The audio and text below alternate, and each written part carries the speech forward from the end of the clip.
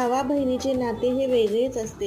वेळ पडली तर एकमेकांसाठी जीवही देतील, पण मागितल्यावर एकमेकांना एक ग्लास पाणी पण देणार नाहीत.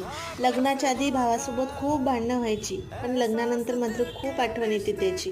रक्षाबंधनाचा सण जवळ येतोय, मग स्पेशल मिठाई तर झालीच पाहिजे. चला बनवूया.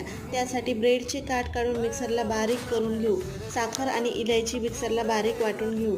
ब्रेडचे बारीक केलेला ब्रेड, पिठी साखर, खोबरकीस, दूध पावडर, दुधावरची साय हे सगळं मिक्स करून घट्ट असं मळून घेऊ. आपल्याला 2 कलरची मिठाई बनवायची आहे, म्हणून 2 भाग करून अर्ध्या भागामध्ये फूड कलर टाकून मिक्स करू.